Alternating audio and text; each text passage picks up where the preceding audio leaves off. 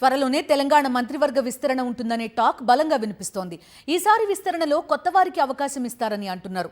కొందరు మంత్రులకు ఉద్వాసన తప్పదనే ఊహాగానాలు చక్కర్లు కొడుతున్నాయి. ఎప్పటిలోగా విస్తరణ ఉంటుంది?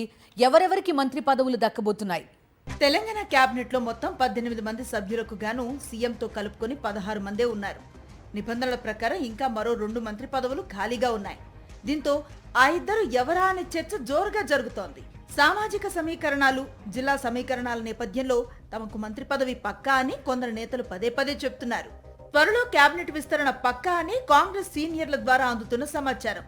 మంత్రి పదవుల్లో ప్రాతినిధ్యం లేని జిల్లాలు, కులాలకు ఈసారి విస్తరణలో ప్రాధాన్యత ఇస్తారనే చర్చ పార్టీ వర్గాల్లో బలంగా జరుగుతోంది. 5 రాష్ట్రాల ఎన్నికలు ముగిసిన తర్వాత తెలంగాణ కేబినెట్ విస్తరణపై అధిష్టానం ఫోకస్ ఉంటుందని, ఈ నెల చివరిలోగా కానీ మే మొదటి వారంలో కానీ విస్తరణ తప్పకుండా ఉంటుందని పార్టీ నేతలు చెప్పుకుంటున్నారు.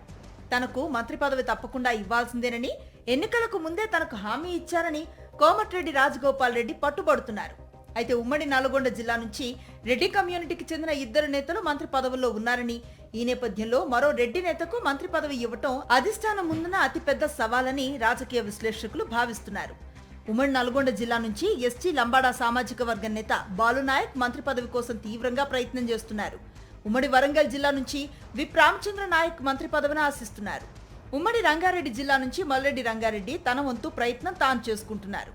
మున్నూరు కాపు సామాజిక వర్గం నుంచి మంత్రి పదవి కోసం ఆది శ్రీనివాస్ పోటీ పడుతున్నారని సమాచారం. ఈసారి విస్తరణలో కొందరు మంత్రులకు ఉద్వాసన తప్పదనే సంకేతాలు కనిపిస్తున్నాయి. పూర్తి స్థాయి కేబినెట్ ఏర్పడబోతోంది కాబట్టి జిల్లా సామాజిక సమీకరణాలు సెట్ కావాలంటే కొందరిని పక్కన పెట్టాల్సి ఉంటుందని అంటున్నారు.